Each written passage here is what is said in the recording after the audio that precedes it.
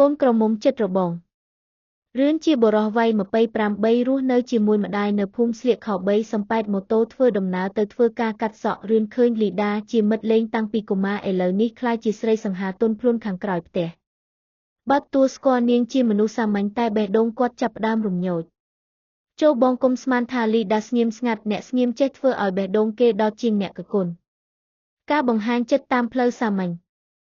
រឿនចាប់ផ្ដើមជួបលីដានៅច្រកផ្ទះយកផ្លែឈើឬស្ករគ្រាប់យកទៅឲ្យគ្រួសារនាងគាត់មិនធ្លាប់និយាយពាក្យស្នេហាទេប៉ុន្តែគាត់ធ្វើឲ្យគេដឹងដោយចិត្តលីដានៅតែស្ងៀមតែដើរមកផ្ទៀងផ្ទាត់ចិត្តជារៀងរាល់ថ្ងៃប្រឡាយស្នេហាចាស់ស្រីផានដែលធ្លាប់ស្និទ្ធជាមួយរឿនត្រឡប់មកវិញពីទីក្រុងហើយចង់ស្ដាប់ចិត្តរឿនម្ដងទៀតនាងមកលេងផ្ទះសម្បូរជុំតែខំតាក់ទងឡើងវិញសម្បូរផានស្អាតហើយអ្នកក៏ធ្លាប់ស្រឡាញ់គាត់ម្ដាយអនុម័តទៀតរឿនម្ដាយស្អាតប៉ុន្មានក៏មិនអាចជំនួសអ្នកក៏ដឹងគ្រាប់ស្ករពិតមិនបានទេពេលពិតមកដល់លីដាបានសុំគ្រូសិនអនុញ្ញាតឲ្យរឿនជួយសង់របងធ្មួយចំងាយពីផ្ទះគេនៅពេលយប់ស្ងាត់គេជេរកំសត់លីដាបងស្ងៀមតែធ្វើឲ្យលីដាឈឺចិត្តខ្លាំង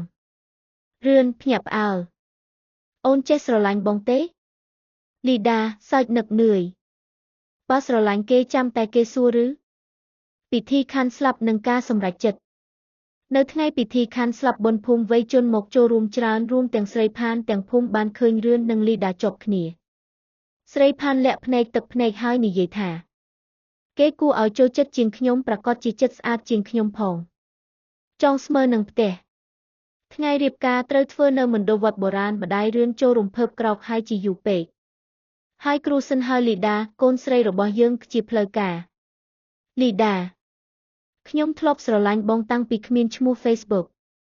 តែគ្រាន់តែរងចាំស្នេហាមិនត្រូវស្វែងរកនៅឆ្ងាយពេកទេអាចជាប់ចិត្តពីផ្ទះជាប់